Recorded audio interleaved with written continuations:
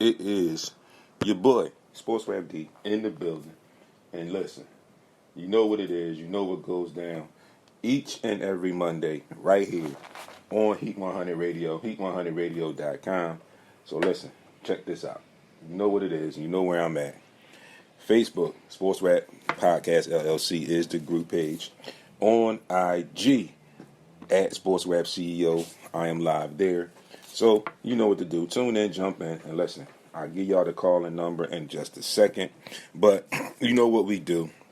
We're going to get right into some stuff today. Y'all know the rules. Instagram, y'all good. I'll see you. I'll wave at you, shout you out, acknowledge you as I always do. On Facebook, we know the rules, but I got to remind you sometimes. When you come on Facebook, when you leave your comments, please put your name in your comments or your questions or whatever your remarks are so I know who you are and I can properly address you if there's a question or if I feel like I need to acknowledge you, which I do all the time, but I want to properly acknowledge you like I always say. So please make sure on Facebook that you leave your name in your comments when you do so. So, as always, we got news and we got some updates.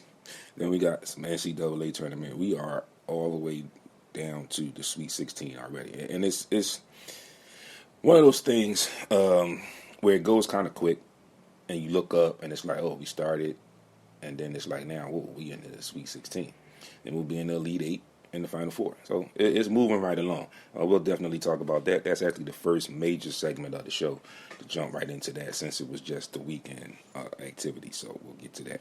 But as always, news, updates, we get some scores, and then we get into what we do, and you know what we do. So, Michael Jordan is in talks to sell a majority stake in the Charlotte Hornets. Eagles have retained Darius Slay on a 2-year extension. The Mets' Edwin Diaz is likely out for the season with the knee injury suffered in the World Baseball Classic. LeBron initially was not close to returning, but there has been some optimism in most recent days, as recent as yesterday. Stan, Groovy Laws, blessings to you, good brother, good morning. Like, Stan, you the only one I know definitely who it is. So, you know, I'm glad you tuned in, as always. Appreciate the support. Let's see. New Mexico State releases some findings from their investigation into their men's hoops basketball team. Didn't really give any detail of what the findings were, but they did put out there that they have released some of the findings. The Cowboys signed quarterback Cooper Rush to a 2-year deal. They also have released running back Ezekiel Elliott. Now, it's crazy that they finally did it. They had been talking about releasing him for, like, it came up in conversations the last couple of seasons, and finally did it. I think his production was down. He was injured a little bit more, and the mileage on him from the usage. And then they just found something different in Tony Pollard. And unfortunately, Tony Pollard got injured, but that's where they decided they wanted to go as far as their future. And they just didn't want to pay Elliott, so they released him. A better won $50K in the upset of Purdue in this year's NCAA tournament. Wizard Man 3724, thank you for tuning in.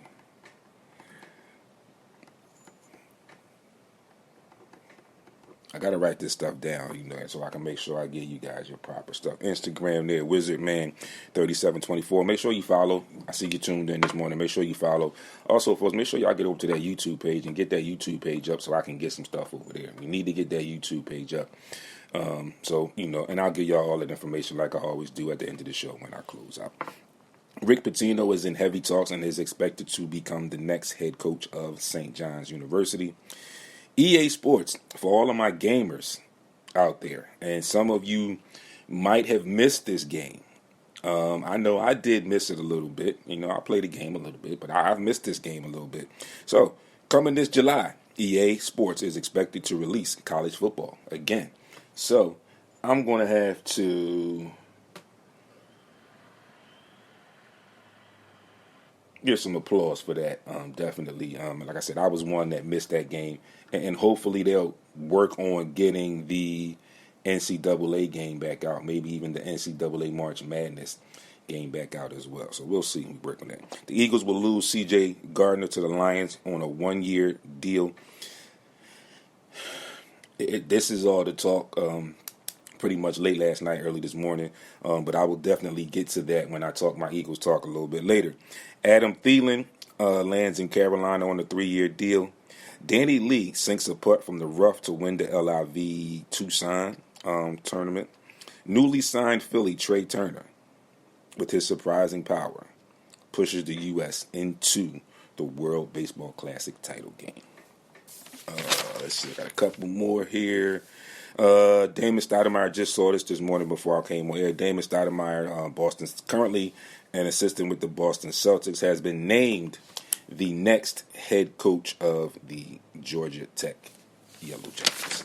So that's your news, your scores, and your updates for March 20th, 2023. Like, folks, we are already into March 20th.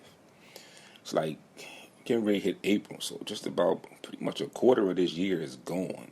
You know, it is going by fast. It's really, really blowing by pretty quickly, you know. So don't take anything for granted. Enjoy life, man, and enjoy yourself, because the time, like they say, time waits for no one, and that's one of the things that you can't get back. Moving on to some scores from yesterday, I'm going to start with the spring baseball. The Blue Jays get blanked by the Rays 1-0. The Pirates get blanked by the Orioles 8-0. The Braves blank the Twins 5-0. The Nationals and the Tigers play in a tight one. The Nationals take that 2-1. The Phillies fall to the Red Sox 9-5. In a tight one, the Mets fall to the Cardinals 8-7. The Marlins get by the Astros 5-4. The Rockies fall to the Guardians 3-1. In the split team game, the Yankees fall to the Orioles 5-3. The Mariners fall to the Rangers 2-1. The Cubs get by the Padres 5-3. The Dodgers get doubled up by the A's 6-3. The Angels fall to the Giants 9-6. The Brewers get by the Reds 4-3. The White Sox get by the Mariners 6-2. The Diamondbacks put something on the Royals 13-2. And after the delay, the Rockies blanked the Royals 7-0. In the NHL yesterday, the Bruins shut out the Sabres 3-0.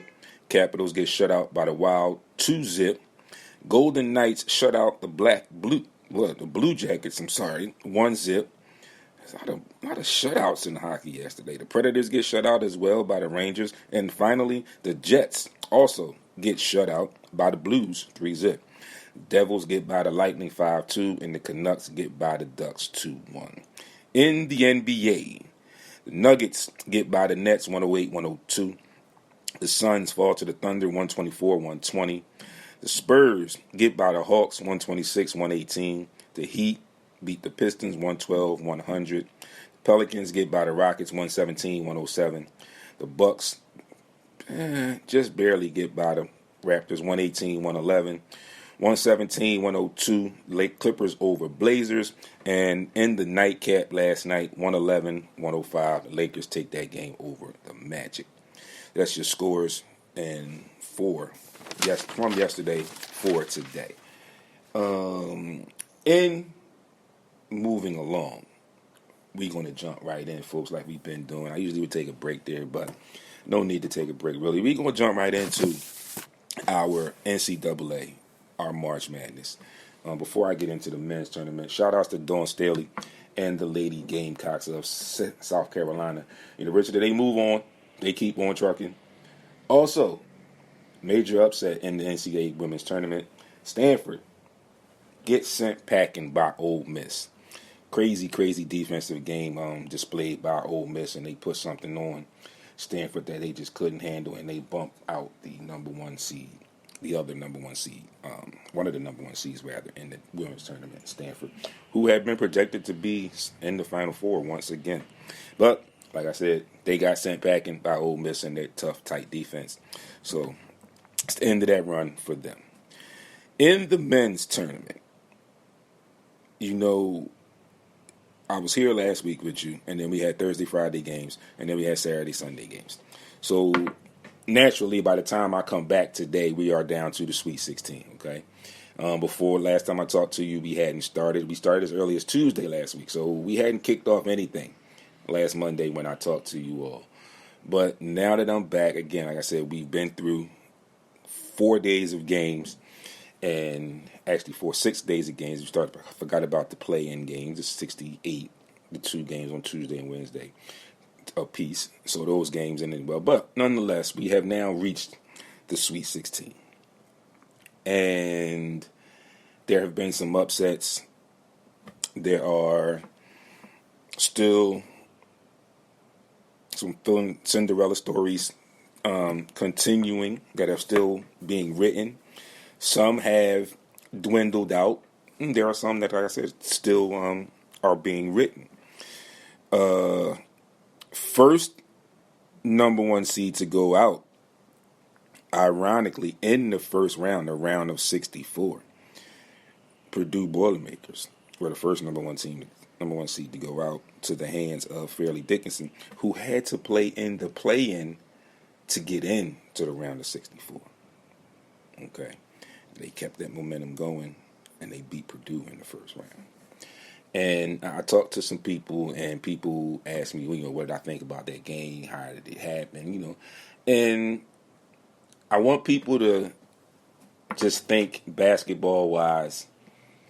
And I'm not trying to stereotype anything like that. I'm just thinking natural basketball wisdom here. More times than not, when you have teams that are very large in size and in their height, and these are things that you need for basketball, of course, but when you have a lot of height, you tend to become a slower team as far as getting up and down the court, where speed can help you. We all see that with Tyrese Maxey, and we all know that when you get to the NCAA tournament, it's typically a guard's show. So when you don't have the ability to move up and down the floor as fast or as quickly as some of your opponents, it tends to wear on you, especially when you have a lot of bigs. And I've always talked about Purdue and their bigs, and I've said for the last couple of years that they are huge. Like, they've got size pretty much all the way across the board. But in a lot of ways, as far as basketball, with that size, it tends to slow you down. So when you go against teams that have speed, it tends to change your complexion of the game. It changes your outlook of the game. And you have to do a lot more things that you are not accustomed to. And I think that's what actually got hit. That's what hit Purdue. The speed and them having to make adjustments that they were not accustomed with, not really comfortable with. And it just got the best of them. So that was there.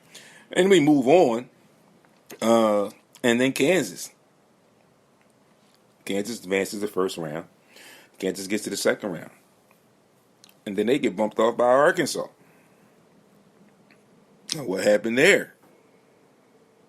It's a lot. And like I said, before this tournament even started, I said that I could see some upsets. I don't remember if I mentioned anything about that Arkansas-Illinois game. I don't believe I did. But you look at this tournament and you see these Sweet 16 stories, Sweet 16 games, and you look at these Cinderella stories. You look at Princeton. Didn't play at all in 2021, and look now, 2 years later, they're in the Sweet 16. Okay. Again, a quick fact, and while I'm here with that, in the tournament, if people have noticed, there's, like I said, we're now into the Sweet 16. There's no Duke, who just lost. There's no UNC, who didn't even make the tournament this year. Kansas just lost, and then Kentucky just lost. So there's no Duke, UNC, Kansas, or Kentucky. Teams that are considered blue bloods, teams that are considered naturals for the NCAA tournament. Like, you always expect to see them, and more times than not, you expect to see most of them in the Sweet 16. Unfortunately, that's not the case this year. It's only happened 3 other times since the Sweet 16 was created in 1975. Those other 3 years were 1976, 1979, and 2021. So again, you got big names like that are not in this. Even with the two remaining number ones, Alabama and Houston, you still could strum up some dialogue and say none of these blue blood dominant teams. The only one that's still hanging on, if you could put in a category as a blue blood team, would be UCLA. Maybe you could you could maybe stake an argument for Michigan State recently, but overall, like longevity, the only one left now is like UCLA. You got to give credit to Penn State. Again, local. Not as local as you expect, but a lot of local kids from the city have been going to Penn State. So you got to give them credit. They just got outmatched by that size of Texas late in that game. And Texas did what they were supposed to do. They went to the hot hand, which happened to be their big and their size. And it was just nothing that Penn State could really do with undersized at that point. So tournament is going, and some of these upsets, like Arizona got upset in the first round as a number 2 seed. Virginia, and one of my viewers last week called that Jay Blake. How funny is that I just talked you up, Jay? What's going on, Jay Blake? Good morning. And I meant to get back to you. You called that game last week, Virginia and Furman. You called Furman upsetting them and winning that, and that was the end of their run anyway, though. But Jay Blake, thanks for tuning in. Again, this week, like I said, kudos, shout-outs to you for calling that game last week. Like I said, I didn't expect that, but you called it and it happened. And again, like I was saying, Duke loses to Tennessee yesterday. I'm not a Duke fan, of course. I'm a Carolina fan. Like I said, I knew where we were from the beginning. We weren't even in it to talk about being upset or anything like that. So it is what it is. But this tournament this year, now it looks like it could be, for sakes of dialogue, you could almost argue and debate that it's open. Again, like I said, you still have two number 1 seeds, Bama and Houston, who have been very good all year. But the majority of the time, when you look at these tournaments, like I said, you don't see the names that you're used to and where we are in the tournament right now. We're at the Sweet 16. And again, you don't see these big names. You don't see the Duke. You don't see the Kentucky, the North Carolina, the Kansas. Those teams are all gone now. They're all been sent packing. So, will we see Bama and Houston, the two remaining number 1s in the top game for it all on April the 3rd? Or will someone sneak in? You can never count out or sleep on Gonzaga. Texas, from what I saw from them. Michigan State, when they get in and get rolling, they always are somewhat in the mix. They could somewhere down the line play spoiler. UCLA, surprisingly, but they've got a tough one to go against Gonzaga. You still can talk Miami, Creighton, and then you got the Cinderella team, the Princeton. So it's going to be fun. It's going to be more fun, as this thing progresses on. But for it to be, like I said, for it to be where it is, I think in some ways, just a little bit, some people may lose some interest now. Like I said, because of those big names that aren't playing anymore. And some of those fan bases are probably heartbroken, disappointed, whatever word you want to use for it to describe it. But it happens, This is why I say if you are a basketball fan, let alone a college basketball fan, but if you are a basketball fan in general, this is like the best time of the year. These couple weeks for this March tournament, you arguably see some of the most exciting best played basketball that you will see for a year. And don't get me wrong, folks. I know NBA playoffs are coming. But we understand, or do we all understand, the total difference? You know, I had an older guy that I talked to a lot, Nate Moultrie. Shout outs to him. We referee, we talk basketball a lot. And he consistently reminded me when we talked, and don't get me wrong, our conversations were very, very good. A lot of knowledge, exchanged between the two of us when we talk basketball. So there was never any hoaxes or any BS or nonsense, whatever. It was legit, knowledgeable basketball conversation and dialogue. But he always reminded me when we talked about, when we got to this point, when we saw in this tournament, this is where people that are basketball minds begin to look and think NBA draft and think, is there anybody in this tournament now that's going to be playing, that's going to jump out at you, that's going to say, oh yeah, when he gets drafted, he's going to be an impact player. He's going to make an impact sooner than people expect, or I don't know if he's going to be, or whatever. Haven't really seen that this year, if you will. If anybody's tuned in and you see something different, please chime in. Facebook, SportsRap Podcast LLC. Instagram, at SportsRap CEO is the page, is both where you can get me. If you see something different, please chime in and let me know. But he always reminded me that you have to remember the NBA is entertainment. And I think a lot more people than not take that for granted. The first time he said it to me, I totally got it. Like I said, with my basketball knowledge and understanding, I totally got it, and I still get it. I think there are some people who may not get it or may not understand it completely, but when you look at college basketball and then you look at the pros, you look at the NBA, and you say the NBA is entertainment. The NBA, well, it is entertainment because there is a lot of media that goes in and involves. There's national television, and these players are paid. Okay, so there's a lot that goes into it. Excuse my scratching my eye. There's a lot that goes into it. And don't get me wrong, you do have levels, Division I levels, but like we said, the big name schools, the blue blood schools, that do the same thing. Get the national TV, they get the funding, they get the sponsorships and things of that nature. But when it breaks down, as you break it down more and more, players in the NBA, it's their job. They get paid to play a game. Sometimes some of them take that for advantage. And then they have the business side of the NBA where you play and then you have to play into another contract because your contract is only extended for a certain amount of time when you initially go in. Then you have to work your way in, play your way into a next contract, or negotiate your way into a next contract.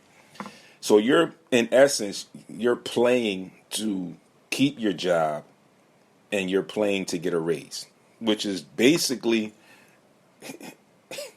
and people, you might not understand this, but I'm going to say it and it makes sense. It's basically the general workforce. You get a job, you start at a level, you work, you improve possibly if there's improvement or levels to move up, you get a raise, and then you get a bump and you get a position, your salary goes up, things of that nature. So you know the routine there. When you look at the other side, the NCAA, the college basketball side, these are, yes, some of these guys and young ladies and these young athletes are preparing to go to that next level and be pros.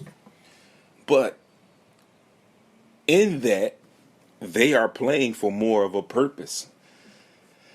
In the NCAA, you've got levels, I could say, for lack of a better word, of options. Okay?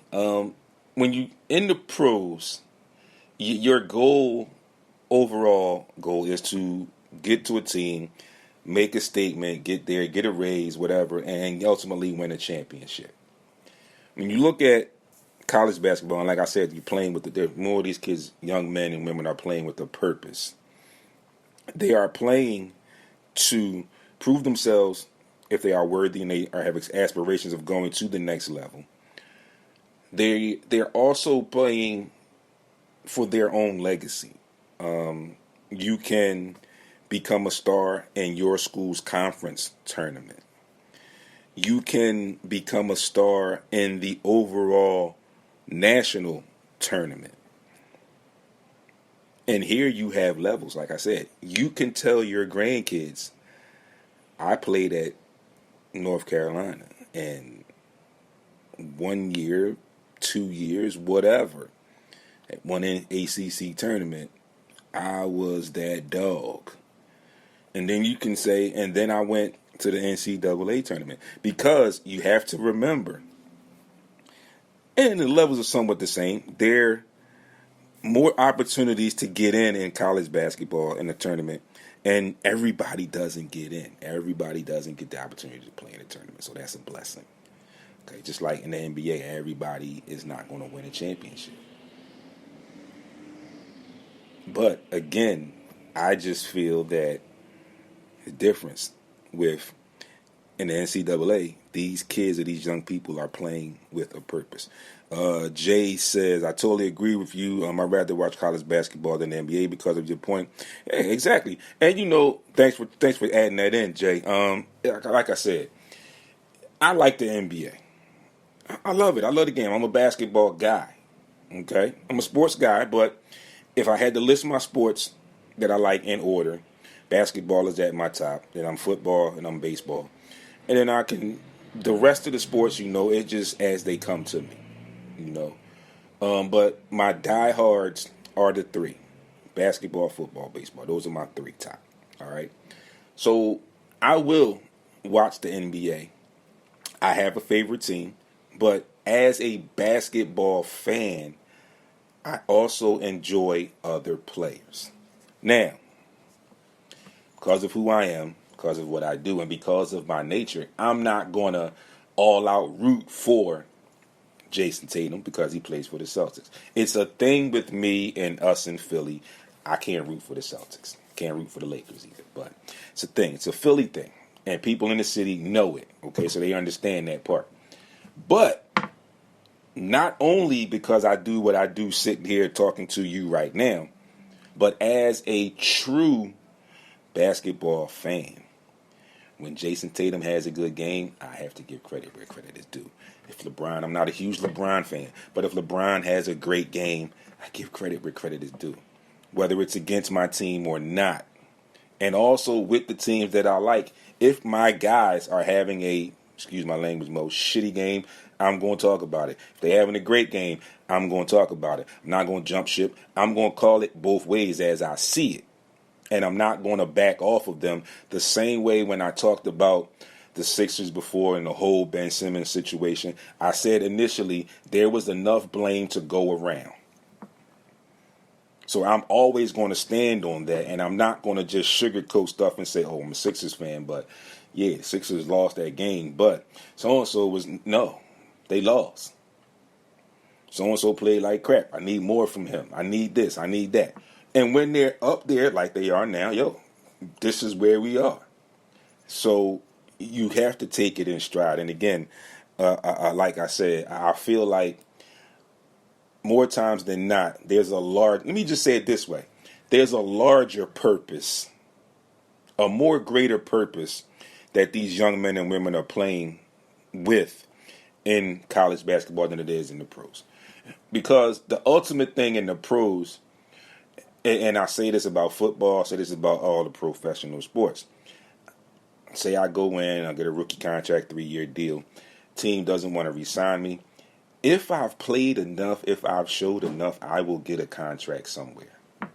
But it's up to me to play myself into that contract. Absolutely correct. It's like it's you and your job. It's up to you to do your job. But one of the things that needs to be said, and people need to understand, is, like we said, that NBA is entertainment. It's going to always be entertainment. There's no changing in that, and that's the way it is. It's just how it is. But again, this tournament for me so far has been exciting. Like I said, I'm happy. I like the upsets. But I'm not overly excited this year because these are things that I expect. Some of these teams go in with targets on their back, some of these teams go in with the talk and the staple of commentators and basketball minds saying they have no chance at winning this game or that game. And then they win a game. And that story grows. And it's just the fact that you see so much in this tournament, in these few weeks, that keeps you... It's like that reality TV thing. It keeps you focused. It keeps you locked in. And when they show you the games and then you hear, it's weird, but it's also exciting because you could be locked into a game and then it's a game that's on the verge of like an upset and then they break away. And then but you're like, for a split second, you're like, oh crap, they turned away from my game. But then you're like, oh, whoa, this game here is like, all right, I can take this. So you get it, but then it's quickly smoothed over. Okay, so enjoy the rest of the tournament, folks. Like I said, we're into the Sweet 16. I will definitely keep you updated. I'm updating my bracket. So when I come back, we'll be probably down to preparing for the Final Four at that point. So, enjoy the rest of the game. Enjoy the Sweet 16, folks. I am going to take my first break right now. When I come back, I'm going to get into some Sixers talk and then some Eagles talk. I don't know which one I'm going to get to first. But that's what's coming up next on the slate. Stay tuned, folks. You are tuned in to Sports Rap right here on Heat 100 Radio. It's your boy, SportsRap D. I'll catch y'all on the other side in just a second.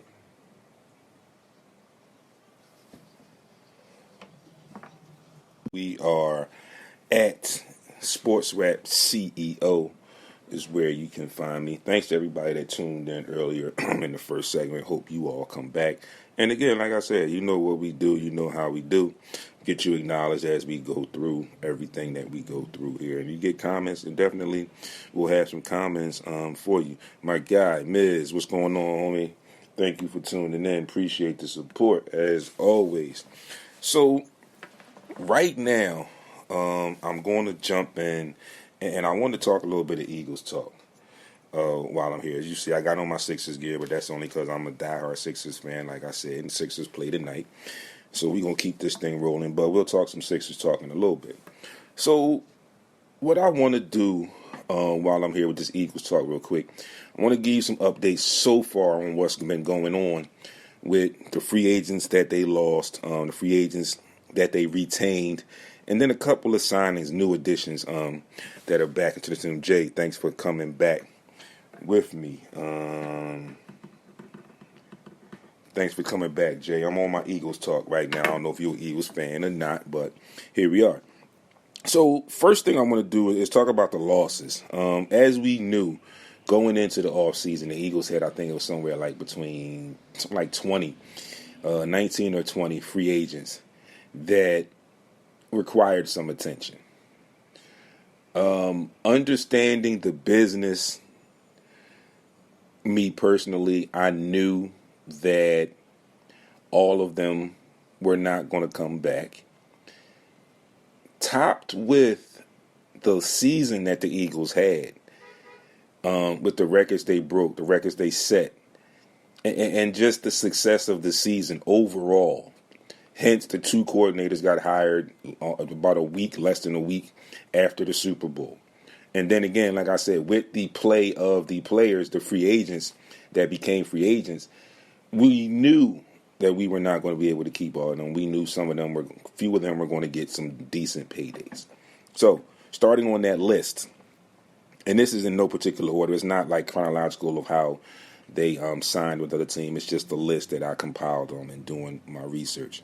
Linebacker T.J. Edwards, who arguably had a somewhat breakout season this season. Starting just improved on what he did last season. Last season, and I'm not talking about the most recent season, just when the Super Bowl run. The season prior to that was a pretty solid season for him, and he just improved on that this most recent season. He went on and signed with the Bears. One that I knew would probably get away because of the salary cap restraints that the Eagles had, Javon Hargrave. Unfortunately, he goes and signs with the 49ers, and he got paid. Okay, it's like 4 years, 80-something million or something like that. So he got paid. Well deserving, though. Okay. Offensive lineman Andre Dillard, Titans. Now, surprisingly, folks, and I'm sure some people out there are probably going to agree with me, I'm actually glad that this happened. It took us a while to get to this point, to him becoming a free agent and being able to test the waters.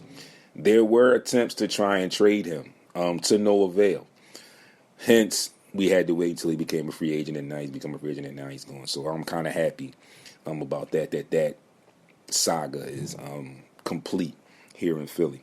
Linebacker Kazir White, another one who came in as a free agent and played for us this year, is going to rejoin Jonathan Gannon with the Cardinals. Unfortunately, the time has come to an end.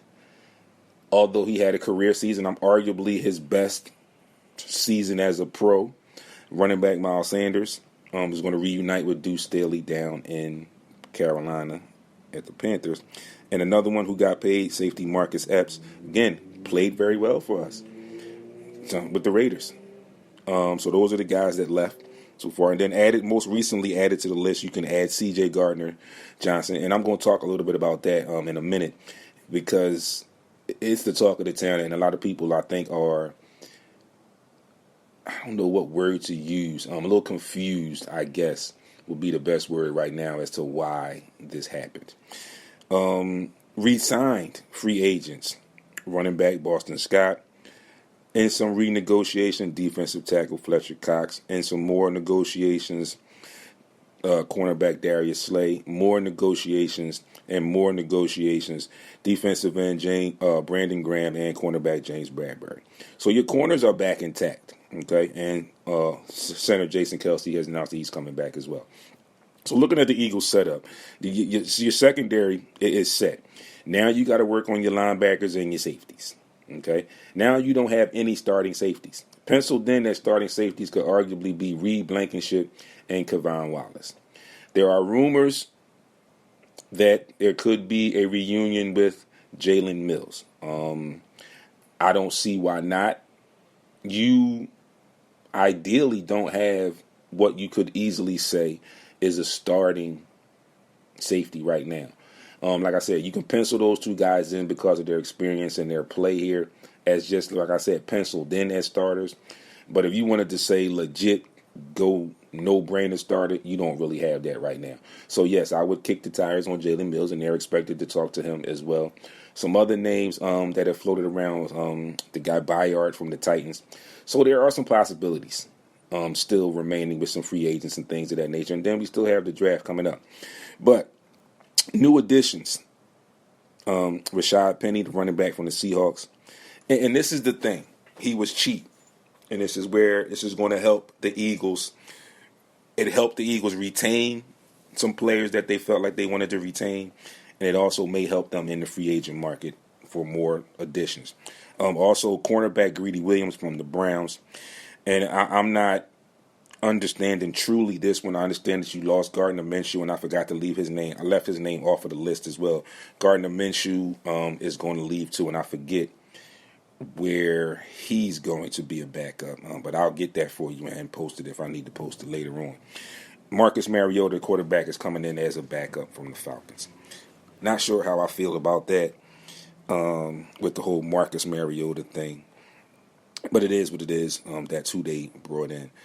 With some of the moves in the free agency that the Eagles have experienced, okay, thanks, Jay Blake. He went and signed with the Colts, so he's reunited with who was that there? Quarterback, the guy that used to be here with the Eagles. Yeah, him. That guy. He's reunited with him there and with the Colts. So thanks for that, Jay.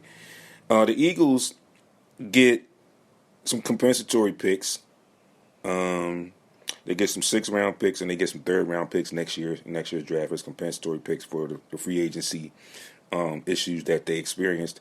They also with the moves that they made, they also saved approximately $12,251,000 on the cap. So close to 13 mil. Not real close, but about 12 and a half mil, close to 12 and a half mil, 12 and a quarter mil on the cap. So they can still have some wiggle room to do some things. The draft is coming up. Again, they have 6 picks in this year's draft. 2 first rounders, 1 second round, 1 third, and 2 seventh. So 4th, 5th, and 6th rounds, they are idle, which is okay for me because I'm pretty sure Howie has some things up his sleeve, like I've been saying to people, ongoing. Just of note, some top name free agents that are still available. Well, I had Adam Thielen on there, and I got to take his name off because he just recently signed. Yeah, and Isaac Seumalo just lost him. I figured they would lose him as well. He's another one. Like I said, it's a whole list, Jay. Isaac. I didn't think Isaac would be coming back anyway. So we got Teddy Bridgewater, Ezekiel Elliott, Kareem Hunt, Leonard Fournette, Devin Singletary, Odell Beckham Jr., Mecole Hardman, Dalton Schultz, Isaiah Wynn, Taylor Lewin, Dalton Risner, Isaac Seumalo, I had on this list. Ben Jones and Connor McGovern are some of the top names as far as remaining free agents in the NFL right now. But this Eagles thing, and right now I'm going to jump right to the C.J. Gardner issue. The market for safeties was not to his liking from the start. He put out a tweet when everything started, when he first became a free agent to test the waters. It wasn't where he wanted. Reports are that the Eagles offered a longer-term deal, a 3-year deal, worth $24 million. Which, if my math skills preserve me, that is 3 years, 8 million, 3 years, 24. That is, let me see, that's 8 mil a year. Correct? Somebody correct me if I'm wrong. If my math is incorrect. Liver Damage, my guy, thanks for tuning in. Govinda, appreciate you, bruh. Listen, 3 years, 24 million. He goes and he ends up signing with the Detroit Lions. And although the Detroit Lions had some success last year, they showed some signs of what they could develop into. They are no Philadelphia Eagles.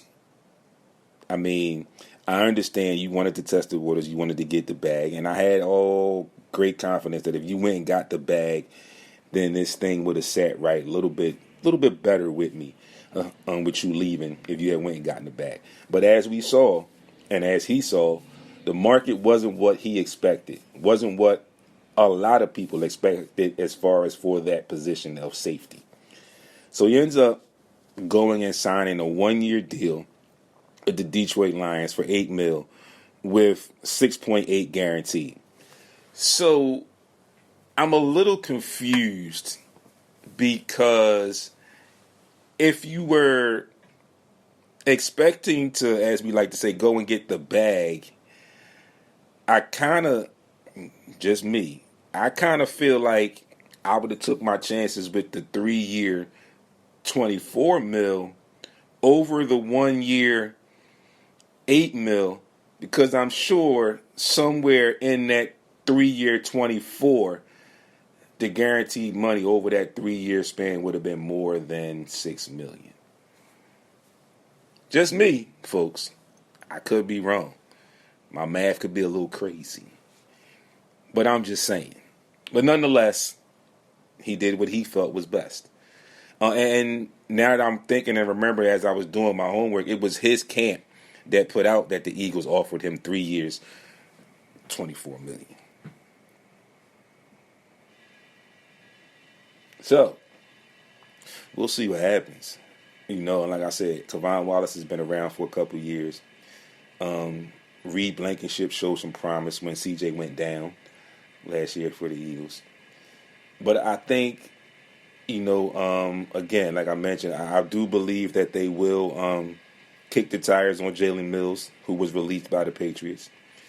Someone you can bring in that has some friends, some old former teammates here that can fit right into this locker room and on this team immediately. I think Greedy Williams will help, and I don't know if they plan on possibly trying to make him a hybrid, or if he's possibly even here to replace Avonte Maddox, who seems to be injured quite a bit the last couple of years. So we'll see what happens. The draft is coming up. There's been a lot of talk in the draft about the Eagles drafting Bijan, the big running back from Texas. And I think initially where I was talking about, I thought that was part of the reason why there was the reluctancy of signing of Miles Sanders. Then they signed Rashad Penny. And like I said, it was a one-year deal for Penny. A lot of people were up in arms because they say he's often hurt, injured a lot. And I agree, he is often injured a lot. But he was very cheap. He was reasonable. So you still have some things to bring in. I think there will be some more free agents on that defensive end, because you definitely have to get some linebackers in here now. I don't know if you do it in the draft. I'm sure Nakobe Dean will get his shot in training camp to be one of the starters coming up this year. But you're going to need some help for him. Like I said, you retain Fletcher Cox and Brandon Graham, so you can plug in Jordan Davis. I think you'll still be okay on the defensive front. Your offensive line, I think, will be okay. You got to replace Sayamalu, but I think your offensive line will be okay. I think you've already taken care of that in some previous drafts. You got to work on that. Like I said, that linebacker and then them two safety spots are definites right now. You definitely got to get that done. Whether it's, like I said, whether it's in the draft or some more free agents to come in or whatever, that has to be addressed, definitely. And I think Howie will do so. Speculations are cornerback with the number 10 pick, and then that running back, Bijan, with the number 30, that second pick in the second round. There's also been talk that they may possibly trade out of that 10 to maybe like 13 or 14 somewhere, and then take that running back there. So they've got some options, and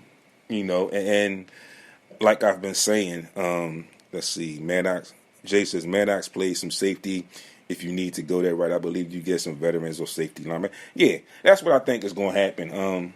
Thanks for that, Jake. Yeah, Maddox did play some safety too, but like I said, also last couple of years he's been having some injuries, and it seems like the injuries that he's been getting are not really serious injuries. They're kind of like nagging injuries, if you will.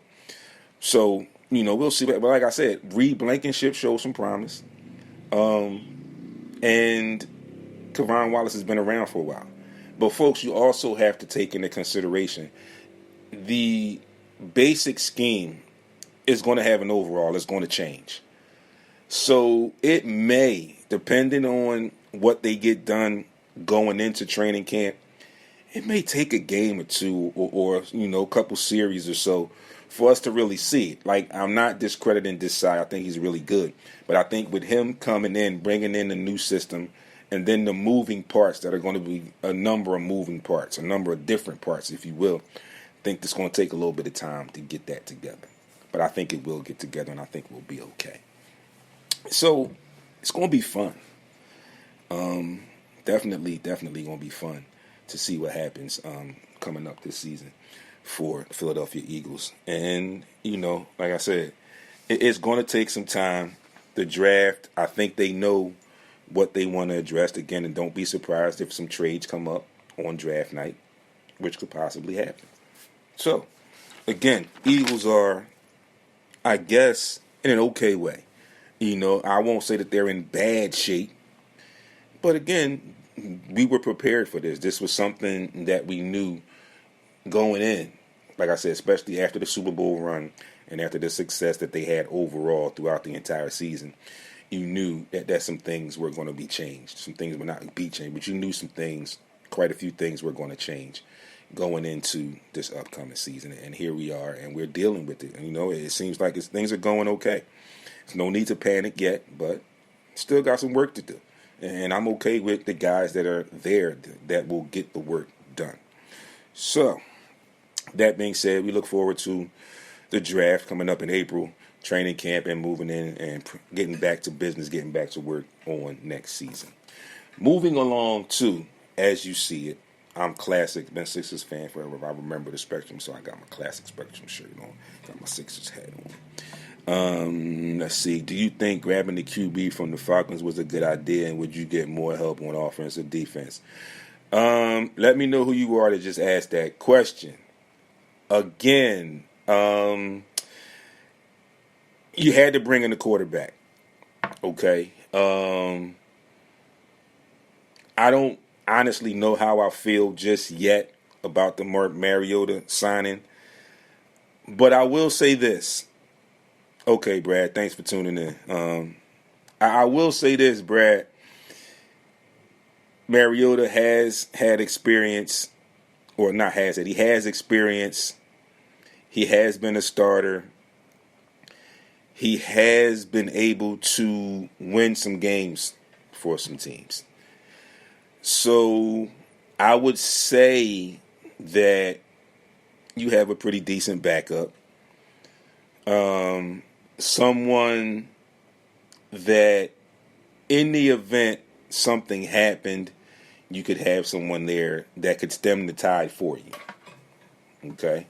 And somewhat similar attributes. And I say that, and I use that term loosely, but I say the attributes because Mariota can use his legs as well. Again, he's no Jalen Hurts, but he can use his legs as well. So somewhat similar attributes in that situation. So again, I'm not 100% how I feel about it. I'm still uncertain with it. But like I said, bottom line, if I just look at it football-wise, you did bring in somebody that has some decent experience. So you have you can arguably say you got a solid backup in the quarterback. It's just me, my personal stuff. I'm not sure how I feel about it just yet. Also, I think they definitely need to look into some defense. The offense, I think the offense is okay. I think they may try and find another slot receiver, and maybe another running back. But I think the offense is okay.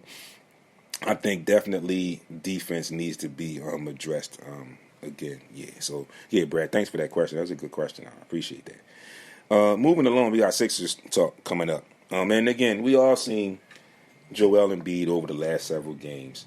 The current dialogue now appears that for whatever reason, Joel Embiid has allegedly, reportedly supplanted Jokic as the top vote getter right now, the top leader on that ladder for the MVP.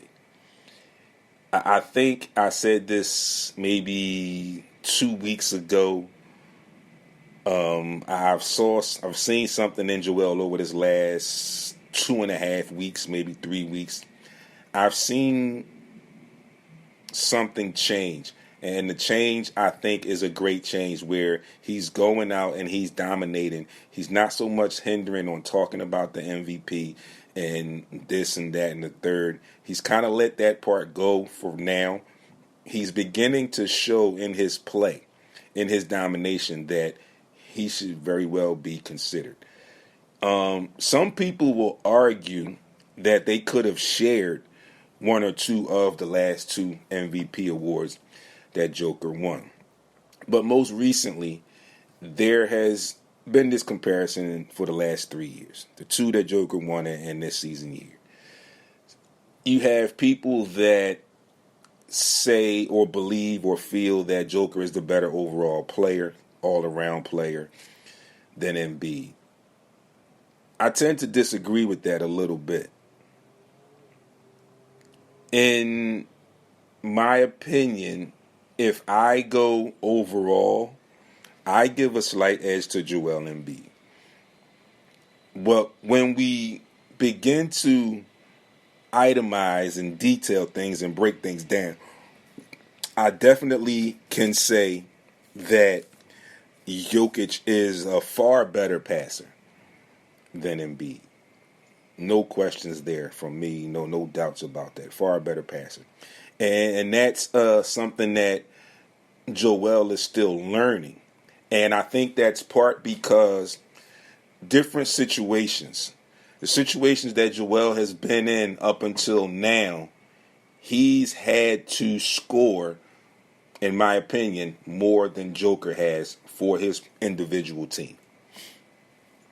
So there is a difference. And I think Joel is now beginning to learn to be a better passer. Still a learning process for him. I definitely see that. And I'll tell you that in and out, upside down, round and backwards, forwards, whatever. Still think it's a learning process for him. But I think he's beginning to get better at it. He's getting better at it. In my opinion, Joel Embiid is a lot better on the defensive end of the floor. I think, no doubt, Joel Embiid, for the bigs of both of their sizes, is more athletic. I think Joel is more skilled as far as offensive repertoire than Joker is. So hold on. Let's see. As long as Joel can stay healthy in the post, yeah, I missed that. That was probably my cousin Brad, and I missed that. But again, if it's me, I kind of, like I said, for those things that I just mentioned, and it's no knock on Joker. Okay, I think Joker is a great player. I just feel like when I say, and again, this is just me, folks, my thoughts, my opinions only. When I think overall, and I'm thinking basketball, I'm thinking both ends of the floor. And of course, we can see it that Joel is a better defensive player than Jokic is. So he's supplanting them right now, and I hope that he can keep on going. And then the assist that he's getting is his team is on the ascend, and the Nuggets are not on the ascend. They're on the descent somewhat. Although they still are the number one team in the West, they've just been in a little funk right now. And the Sixers have been on a little rise. They've now risen up to second place overall in the East. Okay? Boston has been in a little funk right now, so they've dropped to third. Milwaukee's kind of staying pat, and they're still at number one. So, with the Sixers, I think they've won 6 of their last 7 or 7 of their last 8, whatever. They're on like a 6 or 7 game win streak. Back in action tonight against the Bulls at home, and then they go back on the road again. Now, the Sixers have the toughest schedule, allegedly the toughest schedule, going down the stretch in these games. And they have 12 games remaining in the season. But these are the teams and these are the games that are listed as their tough games. And I agree with these games. The Bucks, who we own the tiebreaker over right now because we hold that series 2-1. So we'll hold the tiebreaker. And I think we have the same record if it comes down to it as far as conference. But I think because of the points that we beat them in one of those games, I think we would have the tiebreaker. So we got them one more time, which is going to be a crucial game. The Celtics game, got them one more time. That season is over. We haven't beat the Celtics all year. We played them 3 times already. We're playing 4 times a year. Let's see. Are you surprised that the Kings are playing the way that they've been playing in the West? I'm going to get to that in 1 second, Brad.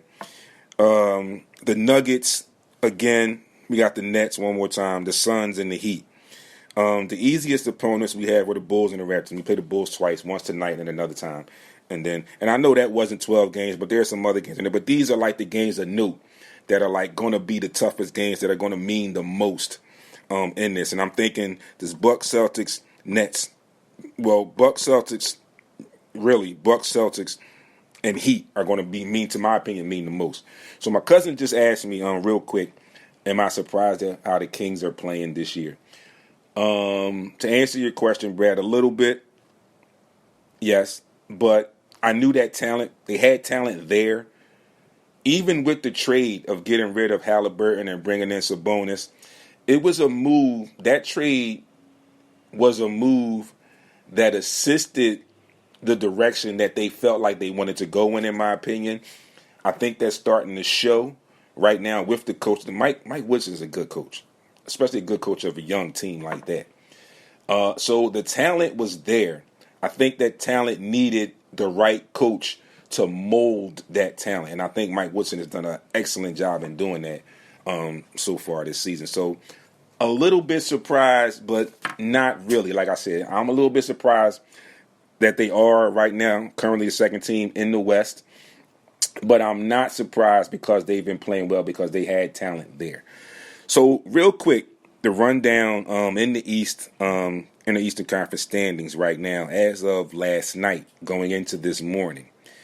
In the East, you got the Bucks, Sixers, Celtics, Cavs, Knicks, and the Nets. So again, we know the top six are locked in. 7, 8, 9, and 10 play in that play-in tournament. And we know how that goes. 7 and 8 play for the 7 seed. The loser of the 8 seed plays the winner of the 9-10 for the 8 seed. The loser of that 9-10 game is just done. All right, so 7, 8, 9, and 10 in the East. The Heat, Hawks, Raptors, and the Bulls. In the West, let's see, and the Celtics and the Bucks have clinched the playoff spot in the East already, and the Nuggets have clinched their division. So in the West, you got Nuggets, Kings, Grizzlies, Suns, Clippers, Mavs. Then the 7 through 10, Warriors, Thunder, T-Wolves, Jazz. So it's going to be interesting coming down the stretch. Right now the Lakers are out. There's some talk and some optimism that the Lakers may possibly sneak in somewhere. I think that may depend on the time frame of LeBron coming back, what kind of shape he's in, and how fast he can get reacclimated to his new teammates in the short time that he's been out with everything that's going on. So it's tough to say if the Lakers will get in or not. I'm not 100% sure, but they've been playing well lately, so it is a possibility that they could get in. The Sixers, on the other hand, they had some rest for Harden and P.J. Tucker the other night. Didn't really need them. They put up 140 on the Pacers, who also had some injuries, had some key guys out. But nonetheless, that's not our problem. We had guys out, they had guys out. We came to play. Our guys just played better. It is what it is. So, I mean, great stuff today, folks. I'm glad. Thanks for everybody that tuned in. Let's see, Jay Blake 5 on Instagram. My guy Liver Damage. Misery Loves Company on Instagram. Wizardman 3724 on Facebook. Stan Groovy Laws and my cousin old Brad Day. Everybody else that tuned in that just listened and enjoyed the dialogue and the conversation, I appreciate you all as well. Again, folks, I'm here. Heat 100 Radio is here. SportsRap is here. You see what I do. You see me. Y'all see me out when I'm out. And y'all see what I do all the time on social media. If you have a business, t-shirt business, a food, cater, a food truck, a store or something, anything that you want, small business, black owned, that you want to have some advertising, you want to come sit and talk and tell your story to me and my fans and my supporters, please hit me up. You can DM, message me on Facebook at SportsRap Podcast LLC is the group page there, or on Instagram if you are there at SportsRap CEO. You can also get me the email sportsrap@yahoo.com. Listen, also, SportsRap, myself, is looking for a new venue. I want to do some more outings. I enjoyed the other situation. Just things weren't working out the way that I hoped or planned, envisioned they would work out. And I feel like if I get a change of venue, that I can do some things. As a matter of fact, I know that if I get the right spot, that I can make that thing work. So if you have any suggestions, any venues watching, anybody right now that would love to possibly talk to me, I can get you all my information. You can hit me up and let me know if you're interested. Serious inquiries only, please. Definitely can make this a business partnership and make some things happen. Like I said, if you don't believe me, check out what I do. Check me out. See my stuff. YouTube, Instagram, and Facebook. You can check me out, and my TikTok. So you can get there and check me out and do whatever you need to do. And look at me and just hit me up. Pick my brain. Ask me questions and see where my thought process is. But again, like I said, looking for a new venue. If you got any suggestions, any ideas, please hit me up. Any businesses, small businesses, large businesses, sports businesses, whatever, sports, athletes, anybody that want to come and tell their story, feel free to talk to me. We can talk some business and get you up here, tell your story, get you some advertising, get you some promo. It's business too, folks, so just be mindful that it is business. So I'm going to definitely stay business-like, and you know what I mean when I say it's going to be business-like. So With that being said, thanks everybody for tuning in.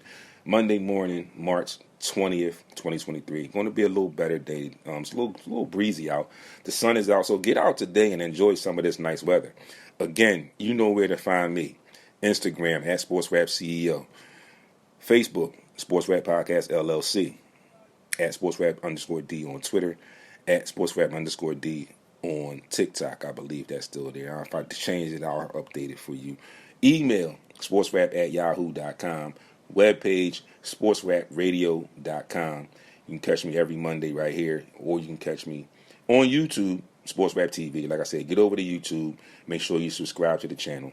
Check out the video. So make sure you hit the thumbs up on the ones that you like. Then hit that bell so you'll be alerted when new content is up. Also, you can get this audio later this week and other audio, past audio. So again, you can check me out on iHeart, Google, Apple Podcast, Spreaker, Anchor, or wherever you get your podcast.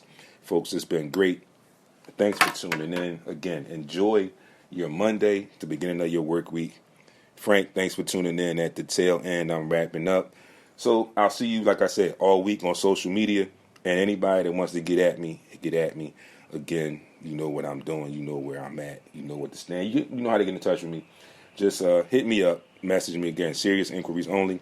Shout out to everybody that tuned in. Thank y'all very much. Appreciate y'all. See y'all next week.